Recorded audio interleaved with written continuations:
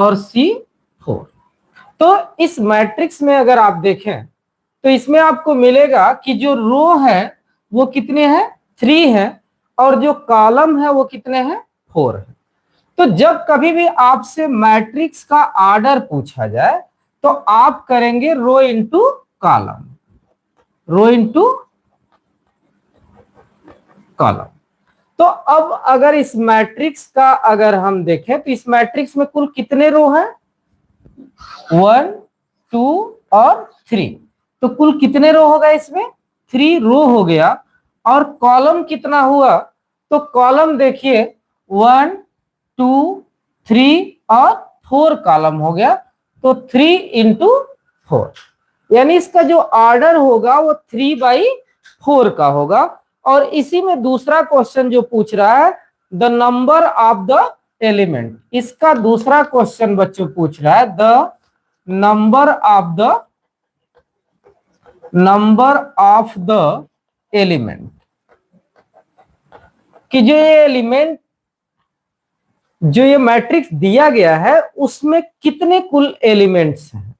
तो इसको समझने के लिए बच्चों आपको करना क्या होगा, जिस ऑर्डर का मैट्रिक्स होगा, 3/4 का मैट्रिक्स है, तो इसमें जो एलिमेंट होंगे 3 और 4 का मल्टीप्लाई कर देंगे तो आप 12 हो जाएगा। उस तरीके से भी अगर काउंटिंग करें 1 2 3 4 5 6 7 8 9 10 11 और 12, तो काउंटिंग करके भी लिख सकते हैं। बट सबसे इजी तरीका है 3 और 4, जो रो है और जो कॉलम है उसका मल्टीप्लाई आप कर लेंगे तो नंबर ऑफ द एलिमेंट आपका निकल जाएगा। इसका तीसरा क्वेश्चन जो पूछ रहा है इसमें कुछ एलिमेंटों के बारे में पूछ रहा है। तो अगर आप ध्यान दें तो इसमें पूछा जा रहा है A13, A13, उसके बाद आपसे पूछा जा रहा है A21,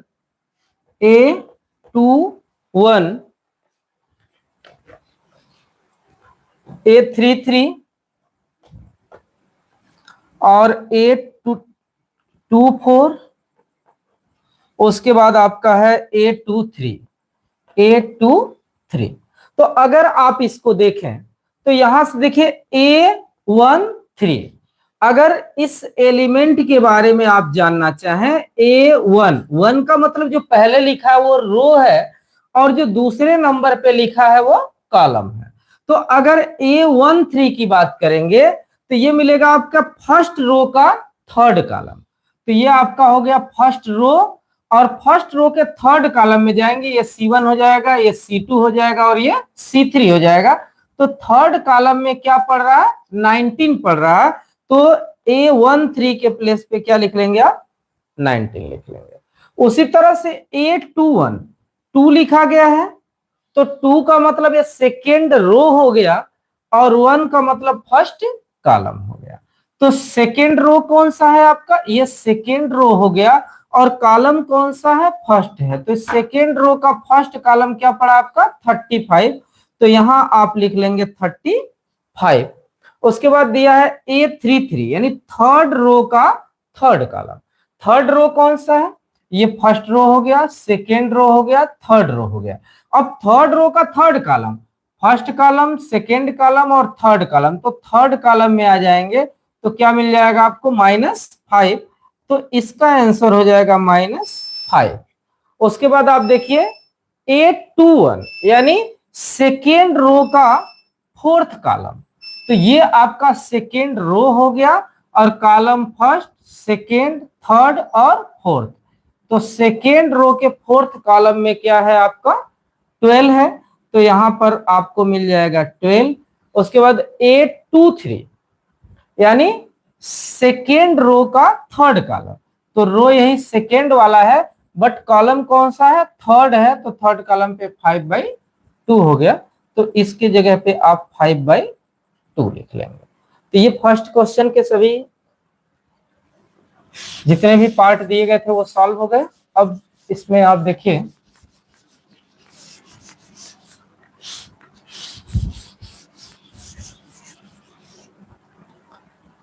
सेकेंड क्वेश्चन इसका, देखिए बच्चों, इसके सेकेंड क्वेश्चन में दिया गया है if the matrix has 24 elements, यानी जो मैट्रिक्स दिया गया है उसमें कुल नंबर ऑफ एलिमेंट जो है मैट्रिक्स में number of element of matrix, जो भी मैट्रिक्स के एलिमेंट दिए गए हैं उसमें कुल 24 एलिमेंट हैं। अब इस क्वेश्चन में ये पूछा जा रहा है आपसे कि what is the possible order it can have, तो इसमें कुल कितने पॉसिबल ऑर्डर बनेंगे। तो यहां से देखिए अगर कुल कितने एलिमेंट है मैट्रिक्स में 24, तो आप जब कभी भी इस तरह के क्वेश्चन को सॉल्व करते हैं तो हमें नंबर ऑफ एलिमेंट मैट्रिक्स का निकालने के लिए क्या करना पड़ता है, रो इनटू कॉलम, रो इनटू कॉलम करते हैं। अब हमें जो रो इनटू कॉलम करने पर मिलना चाहिए वो कितना मिलना चाहिए, 24 मिलना चाहिए, क्योंकि टोटल जो मैट्रिक्स के एलिमेंट है वो 24 है। तो अब देखिए आपको यहाँ पे करना यह होगा कि कौन कौन सा ऐसा डिजिट हम लें जिसका मल्टीप्लाई करने पे 24 हो जाए। तो सबसे पहला तो यही हो सकता है कि 1 में 24 से अगर आप मल्टीप्लाई कर दें तब भी आपको 24 मिल जाएगा।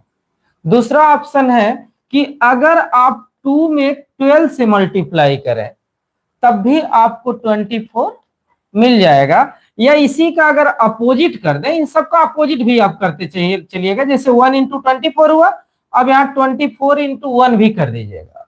इसी तरीके से 2 इंटू 12 किए हैं तो 24 मिला है, अब 12 इंटू 2 आप कर देंगे तब भी आपको क्या मिल जाएगा, 24 ही मिल जाएगा। इसी तरह से 3 इंटू 8, अगर 3 में 8 से मल्टीप्लाई किया जाए तब भी हमको क्या मिलता है, 24 मिलता है, या 8 में 3 से मल्टीप्लाई किया जाए तो भी 24 मिलता है, और 4 का 6 में मल्टीप्लाई अगर आप करते हैं तब भी 24 मिलता है, और 6 में अगर 4 का मल्टीप्लाई करें तब भी 24 मिलेगा। इसके अलावा अगर आप 8 का 3 में हो गया, 4 6 हो गया, 2 12 हो गया, इस तरीके से आप देखें तो ये सभी आपके पॉसिबल ऑर्डर आ जाएंगे। इसके अलावा कोई और नंबर नहीं दिख रहा। अगर 5 में आप 5 से भी मल्टीप्लाई करेंगे तब भी 25 हो जाएगा, 6 में अगर 6 से मल्टीप्लाई करेंगे तब भी 36 हो जाएगा। तो ये जो दिख रहा है आपके, ये सभी पॉसिबल ऑर्डर हो गए जिनका मल्टीप्लाई करने पे 24 आ रहा है। तो अगर किसी भी मैट्रिक्स में 24 एलिमेंट दिए गए हैं तो इसको सॉल्व करने का सबसे आसान सा तरीका यह होता है, आप चेक करिए कौन कौन से ऐसे नंबर हैं जिनका मल्टीप्लाई करने पे 24 हो रहा है, वो सभी उस मैट्रिक्स के पॉसिबल क्या हो जाएंगे, ऑर्डर हो जाएंगे। अब यह कह रहा है इसी क्वेश्चन में, अगर 24 के जगह पे 13 एलिमेंट कर दिया जाए तो इसके पॉसिबल ऑर्डर क्या होंगे। देखिए 13 जो है वो प्राइम नंबर है, और प्राइम नंबर का जो पॉसिबल ऑर्डर होता है वो 2 ही होता है। एक, या तो 1 इंटू उस नंबर को जो प्राइम नंबर दिया है उसमें या तो 1 इंटू 13 का हो जाएगा, या 13 इंटू 1 का हो जाएगा। यही 2 ऐसी संभावनाएं हैं जिसमें मल्टीप्लाई करने पर 13 आ सकता है। तो ये 2 इसके पॉसिबल ऑर्डर हो सकते हैं। ये क्वेश्चन नंबर सेकेंड था। अब क्वेश्चन नंबर थर्ड में भी देखिए, इसको आप ऐसे ही सॉल्व कर लेंगे। थर्ड क्वेश्चन में क्या कह रहा है कि अगर 18 एलिमेंट हो जाए तब उसका पॉसिबल ऑर्डर क्या होगा। तो जैसे आप इसे कहे थे 24 अगर एलिमेंट हो तो कुल कितने पॉसिबल ऑर्डर हो सकते हैं। तो आपने देखा कि कौन ऐसा नंबर है जिसका मल्टीप्लाई करने पे 24 होता है। तो जिन जिन नंबरों का मल्टीप्लाई करने पे 24 होता है वो सभी पॉसिबल उसके ऑर्डर हो गए। उसी तरीके से थर्ड क्वेश्चन में देखिए बच्चों, अगर 18 एलिमेंट है तो आप ये चेक करिए कि कौन कौन से ऐसे नंबर हैं जिनका मल्टीप्लाई करने पर 18 होता है। तो जिन जिन का मल्टीप्लाई करने पर 18 होगा, और ये बात विशेष तौर से ध्यान दीजिए, अगर 1 इंटू 18 कर रहे हैं आप तो 18 हो रहा है, तो इसका अपोजिट भी कर दीजिएगा, 18 इंटू 1 भी कर लीजिएगा। इस तरीके से आप पूरा चेक कर लीजिएगा कौन कौन सा ऐसा नंबर है जिसका मल्टीप्लाई करने पर 18 होता है, तो वो सभी उस मैट्रिक्स के पॉसिबल ऑर्डर हो जाएंगे। और एक क्वेश्चन और इसमें किया है कि 18 के प्लेस पे अगर 5 कर दिया जाए तो 5 के कुल कितने ऑर्डर बनेंगे, तो इसको भी आप देखें तो ये भी क्या है, प्राइम नंबर है।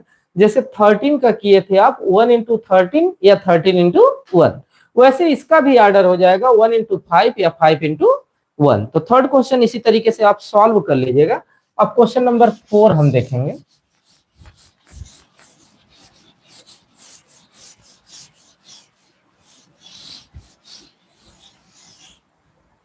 अगर क्वेश्चन नंबर 4 को देखा जाए तो कंस्ट्रक्ट अ 2 बाई 2 मैट्रिक्स। आपको एक मैट्रिक्स कंस्ट्रक्ट करना है जो किसका होना चाहिए, 2 बाई 2 का होना चाहिए। अब इस 2 बाई 2 का मतलब समझिए, ये जो पहले दिया है वह आपको क्या बताया गया है कि रो होता है, और जो बाद में दिया गया है वो क्या है, कॉलम है। तो इसका मतलब ऐसा मैट्रिक्स आपको बनाना है जिसमें 2 रो हो और 2 कॉलम हो। तो अब ये क्वेश्चन देखिए, इसको इस फॉर्म में लिखना है, A इक्वल टू ए आई और जे के फॉर्म में। यहां मैट्रिक्स जो दिया गया है, फर्स्ट क्वेश्चन इसका जिससे आपको मैट्रिक्स कंस्ट्रक्ट करना है, 4 नंबर का क्वेश्चन नंबर फर्स्ट। इसमें आपका क्या दिया गया है, आई प्लस जे का होल स्क्वायर, आई प्लस जे का होल स्क्वायर अपॉन। अब देखिए, जब कभी भी आपको इस तरह से पूछे कि 2 बाई 2 का मैट्रिक्स या 2 बाई 3 का मैट्रिक्स या 3 बाई 4 का मैट्रिक्स, तो आपको ध्यान क्या देना है कि जैसे ऑर्डर में मैट्रिक्स पूछेगा उसी तरीके से आप क्वेश्चन को सॉल्व करेंगे। ये 2 बाई 2 का दिया है तो आप क्या पहले फाइंड आउट करेंगे, A1 1।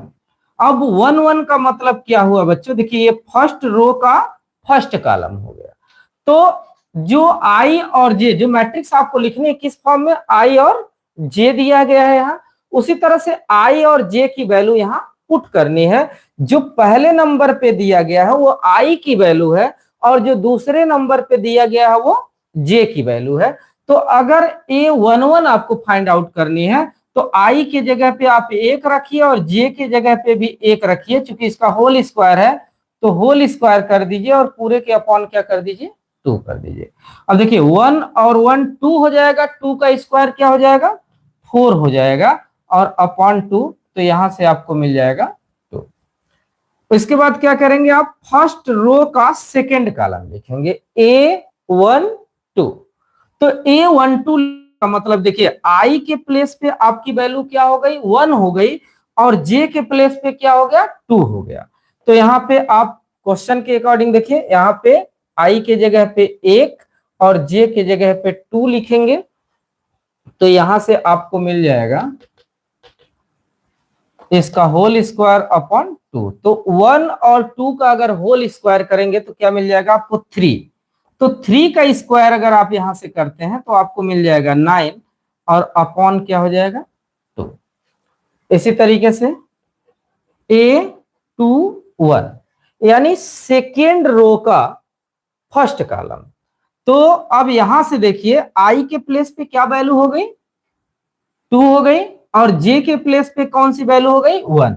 तो क्वेश्चन में आप आई की जगह पे 2 रखिए और जे की जगह पे 1 रखिए, इसका होल स्क्वायर कर दीजिए, पूरे के अपॉन 2 हो जाएगा। अब 2 और 1 3 हो जाएगा, 3 का स्क्वायर फिर हो जाएगा आपका 9, और 9 के अपॉन 2 हो जाएगा। इसी तरीके से आप देखिए A2 और 2 यानी सेकेंड रो का सेकेंड कॉलम। अब यहां से अगर क्वेश्चन के अकॉर्डिंग देखें तो आई की वैल्यू भी क्या है, 2 है, और जे की भी वैल्यू क्या है, 2 है। तो आई और जे दोनों के प्लेस पे 2 प्लस 2 रख देंगे, इसका होल स्क्वायर कर देंगे, अपॉन 2 कर देंगे। अब देखिए 2 और 2 का जब ऐड करेंगे 4 हो जाएगा, 4 का स्क्वायर करेंगे तो 16 हो जाएगा, और 16 बाई 2, और यहां से आपको मिल जाएगा 8।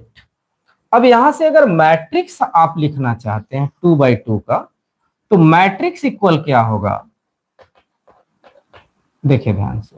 किसी भी मैट्रिक्स को लिखने के लिए जैसे आपको बताया था हमने कि जो हॉरिजॉन्टल लाइन में लिखी जाती है इसको हम रो बोलते हैं, और जो वर्टिकल लिखा जाता है इसको कॉलम कहते हैं।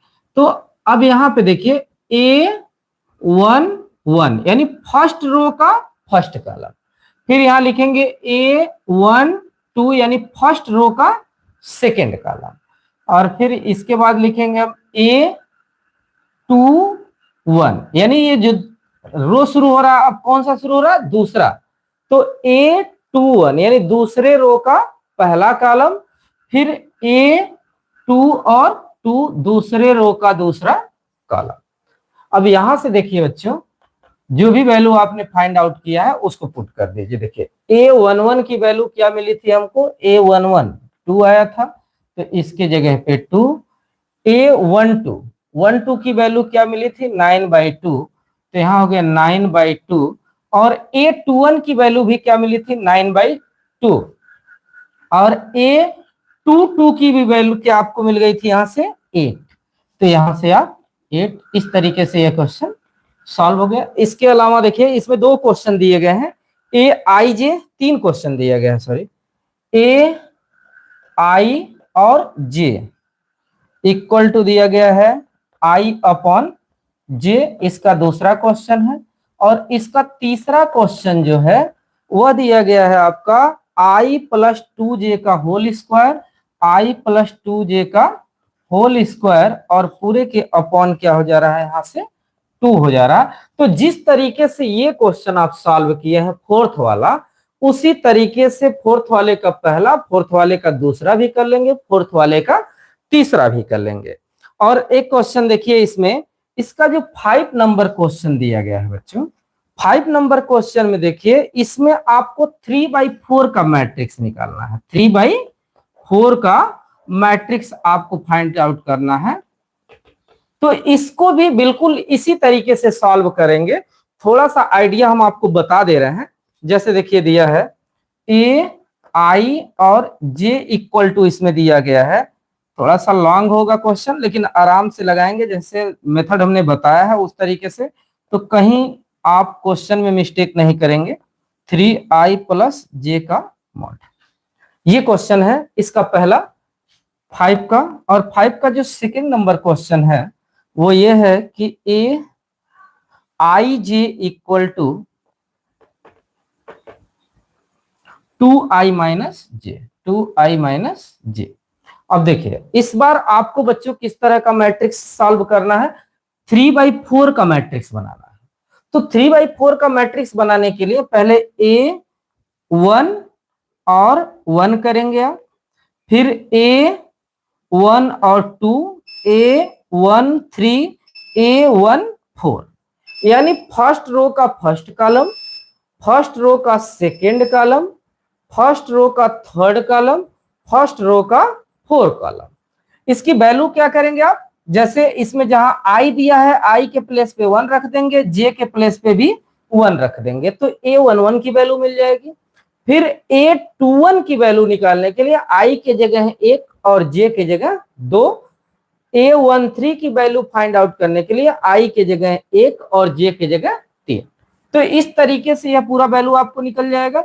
उसके बाद आप क्या करेंगे, फिर A21, A22, A23, A24, यानी सेकेंड रो के लिए भी आप 4 कॉलम 4 कॉलम तक निकाल लेंगे। फिर उसके बाद से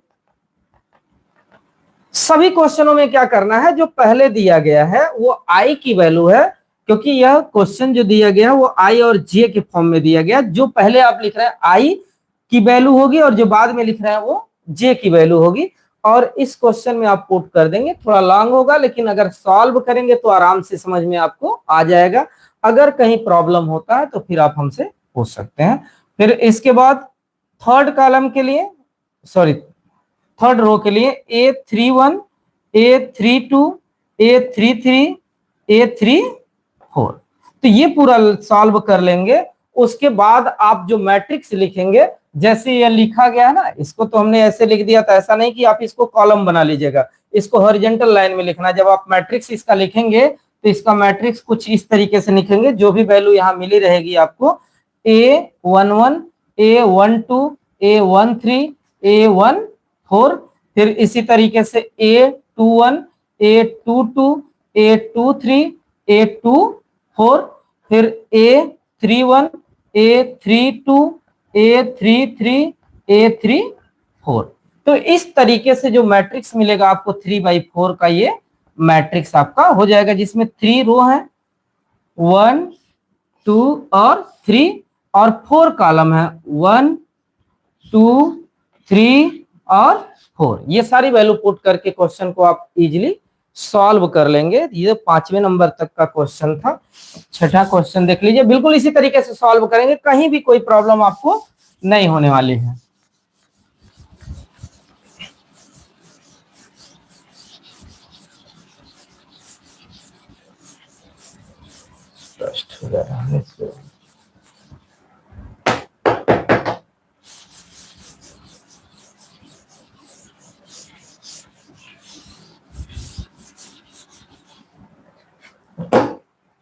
अब क्वेश्चन नंबर 6 देख लीजिए।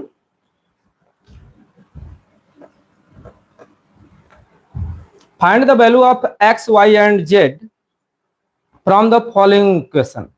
एक इक्वेशन दिया है मैट्रिक्स का, इसका पहला क्वेश्चन देखिए, उसमें दिया है 3,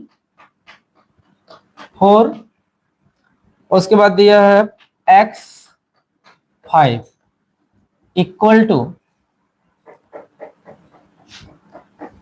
y, z 1 और 5। तो इस तरह का क्वेश्चन बच्चों बहुत ही इजी होता है, ऐसा नहीं कि 12th में है तो डिफिकल्ट है, बिल्कुल नॉर्मल क्वेश्चन है। इसमें देखिए आप चेक करेंगे तो आपको मिलेगा क्या कि देखिए यह जो 3 है, अगर उस ऑर्डर में ये 3 जो दिया गया है किसमें है, फर्स्ट रो का फर्स्ट कॉलम दिया गया है। उसी तरीके से दूसरा जो मैट्रिक्स दिया गया है उसमें आपको चेक करना है कि फर्स्ट रो के फर्स्ट कॉलम में है क्या। तो आपको मिलेगा कि 3 के प्लेस पे क्या है, यहाँ पर y है, तो सीधे सीधे y इक्वल टू आपको मिल गया 3, और x के प्लेस पे क्या है, 1 है, तो x इक्वल टू 1, और z के प्लेस पे क्या लिखा गया है, यहाँ 4 लिखा गया है, तो z इक्वल टू 4। यही आपका आंसर हो गया। इस क्वेश्चन में ज्यादा सॉल्व करने की जरूरत नहीं है। नेक्स्ट इसका सेकेंड क्वेश्चन देखिए।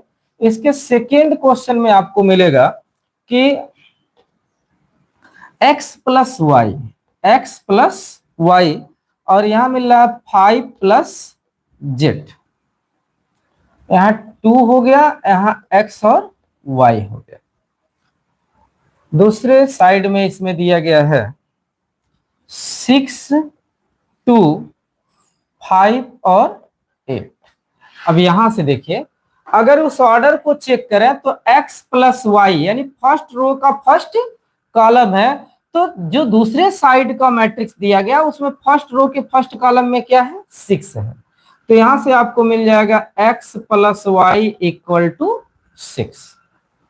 उसके बाद देखिए 5 प्लस जेड के प्लेस पे क्या दिया गया है, 5 प्लस जेड इक्वल टू क्या दिया गया है, 5 दिया गया, तो यहाँ 5 हो गया। और उसके बाद दिया गया x इंटू वाई के प्लेस पे क्या दिया गया है, 8 दिया गया, तो x into y equal to 8 हो गया। अब अगर वैल्यू को आप पुट करें तो यहां से मिलेगा, देखिए क्या 5 से 5 आपका कैंसिल हो जाएगा, तो z इक्वल टू मिल गया 0, और x into y equal to आपको क्या मिला है, 5 मिला है। तो अब देखिए यहाँ पे अगर इस क्वेश्चन को सॉल्व करें आप, तो यहां से अगर आप इसके साइड को चेंज करते हैं, ध्यान दीजिएगा, इसके अकॉर्डिंग अगर सॉल्व किया जाता है तो x equal to 6 minus y, या तो y की वैल्यू निकालना चाहते हैं आप तो y इक्वल टू हो जाएगा 6 माइनस एक्स, तो दोनों में से कोई एक वैल्यू आप यहां से निकाल सकते हैं। अब ये जो क्वेश्चन आपको दिख रहा है इसमें x की जो वैल्यू आपने निकाला है उस वैल्यू को क्या कर दीजिए, आप पुट कर दीजिए। तो x की वैल्यू आई है 6 माइनस वाई, और यहाँ पे हो गया y इक्वल टू 8। y का मल्टीप्लाई अगर कर देते हैं आप तो यहां से हो जाएगा 6y माइनस वाई का स्क्वायर इक्वल टू 8। अब क्या करिए, पूरे का साइड चेंज कर लीजिए, तो इधर हो गया 0, इधर हो गया y स्क्वायर नेगेटिव था पॉजिटिव हो गया, -6y और +8। अब इसका फैक्टर कर लीजिए आप। फैक्टर करेंगे तो क्या, फैक्टर का जैसा कि तरीका आपको पहले से पता, आप 12th में है, ये बहुत ही लोअर लेवल का क्वेश्चन है। तो आप क्या कर देंगे, इसका फैक्टर कर लेंगे। यहां से हो गया y square -4 + 2y + 8 equal to 0। y square -4y -2y + 8 equal to 0। यहां देखिए, अगर इसमें y कॉमन ले लें हम तो क्या बचा आपका, y -4, और इसमें आप क्या करते हैं, अगर 2 कॉमन लेते हैं माइनस का, तब यहां से क्या मिल जाएगा आपका y, और चूंकि माइनस साइन कॉमन लिए हैं तो प्लस वाला माइनस हो जाएगा, और यहां भी मिल गया आपका 4। तो इस तरीके से आपको मिल गया y -2 एक ब्रैकेट में और y -4 एक ब्रैकेट में इक्वल टू 0। तो y -2 इक्वल टू 0 और y -4 इक्वल टू 0। तो यहां से y इक्वल टू 2 मिल गया आपको, और यहां से मिल जाएगा y इक्वल टू 4। तो y की 2 वैल्यू हो जाएगी पॉसिबल, यहाँ एक 2 और एक 4। तो आपका एक क्वेश्चन मिला, z की वैल्यू क्या मिल गई, 0। और अगर y की वैल्यू यहाँ 2 मिली है, तो अगर y इक्वल टू आप 2 लेके चलते हैं तो x इक्वल टू आपको मिल जाएगा 6 - 2 और 4 मिल जाएगा यहां से। और अगर y इक्वल टू आप 4 लेके चलते हैं तो x की वैल्यू आपको मिल जाएगी 6 - 4 यानी 2। तो इस तरह से x और y के 2 वैल्यू पॉसिबल हो सकते हैं, और z का एक वैल्यू आपको मिल गया है जी। तो इस तरीके से ये क्वेश्चन आप सॉल्व कर सकते हैं। इसका थर्ड क्वेश्चन भी है, थर्ड आप अपने से कर लीजिएगा, अगर कहीं प्रॉब्लम होगा तो दोबारा आप पूछ सकते हैं हमसे। इसमें दिया है x + y + z, फिर उसके बाद दिया हुआ x + z, उसके बाद दिया है y + z इक्वल टू 9, 5 और 7। तो यहां भी आप कंपेरिजन करके लिख सकते हैं। देखिए x + y + z equal to 9 हो जाएगा, x + z इक्वल टू 5 हो जाएगा, y + z इक्वल टू 7 हो जाएगा। जिस तरीके से ये सब क्वेश्चन सॉल्व किए गए उसी तरह से इसको भी सॉल्व कर लीजिएगा। 7वां क्वेश्चन भी बिल्कुल इसी तरीके से है। 8वां, 9वां और 10वां, ये 3 क्वेश्चन आप देख लीजिए, जिसमें 7वां क्वेश्चन, 8वां और 9वां, सॉरी 8वां, 9वां और 10वां, ये तीनों ऑब्जेक्टिव क्वेश्चन है।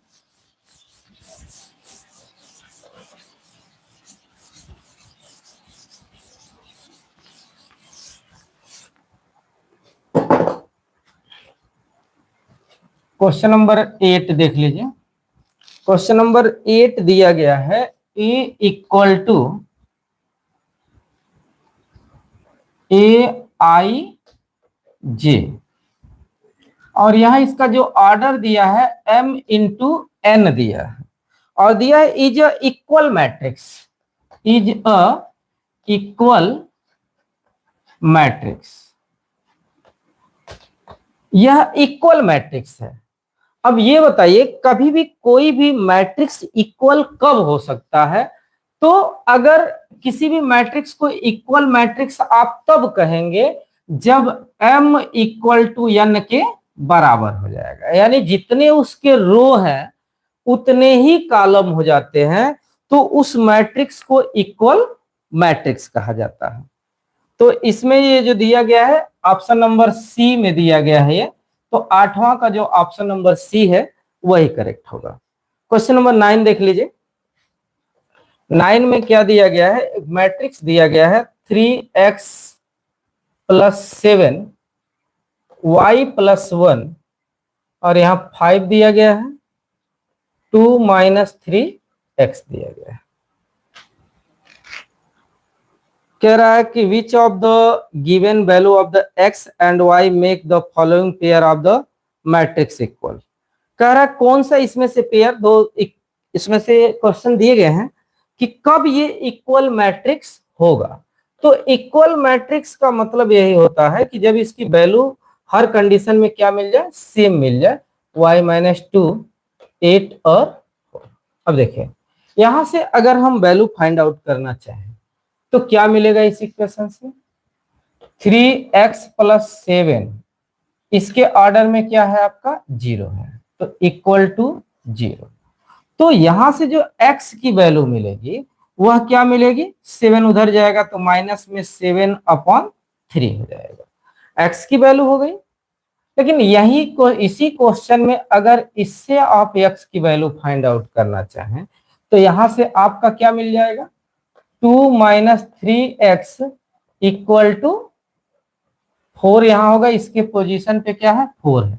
तो यहां से अगर वैल्यू आप निकालना चाहें तो -3x इक्वल टू 4 माइनस 2, तो यहां हो जाएगा -3x इक्वल टू 2, तो यहां से x इक्वल टू 2/3 मिल रहा है माइनस में, यानी x की दो पॉसिबल वैल्यू, जो कि ऐसा पॉसिबल हो नहीं सकता। कोई भी इक्वेशन अगर कोई भी मैट्रिक्स अगर इक्वल मैट्रिक्स तब होगी जब चाहे जितनी भी वैल्यू दी गई हो तो एक ही जो वेरिएबल है उसका वैल्यू सेम नहीं आ सकता है।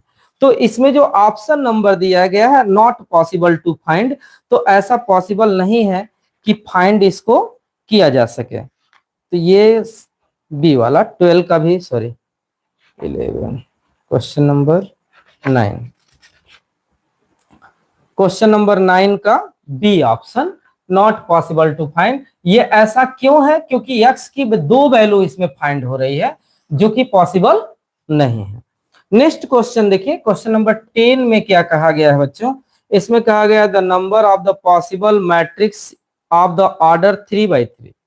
कोई भी मैट्रिक्स ऐसा लीजिए जो 3/3 का मैट्रिक्स हो और उसके बाद से आपसे पूछ रहा है विथ इच एंट्री 0 और 1। तो इसमें कह रहा है उसकी जितनी भी एंट्री होगी वो या तो 0 से होगी या तो 1 से होगी सर, यानी चाहे मैट्रिक्स जितने भी तरीके, सॉरी यार 1 दिया, जितने भी तरह का मैट्रिक्स हो, ये मैट्रिक्स कैसे होना चाहिए 3/3 का। कोई भी मैट्रिक्स आप लिख सकते हैं, जैसे 1 2 3 4 5 6 7 8 9। अब क्या है, इस मैट्रिक्स को अगर आप बदलना चाहें तो देखिए 2 के प्लेस पे आप क्या कर सकते हैं 3 कर सकते हैं। तो इस तरीके से इस मैट्रिक्स को इतनी बार बदला जा सकता है कि नॉर्मल तरीके से अगर आप काउंट करेंगे तो काउंट करते ही रह जाएंगे। हाँ ये है कि इसमें पूछा जा रहा है कि sorry number of all possible matrix, कितने इस तरह के मैट्रिक्स बन सकते हैं जबकि उसकी एंट्री या तो 0 से हो या तो 1 से हो। तो जब कभी भी इस तरह का क्वेश्चन मिले बच्चों तो आप कुल देखिए कितने डिजिट से एंट्री करा रहा है, एक 0 से और एक 1 से, तो कुल कितने डिजिट हो गए 2, और उसका जो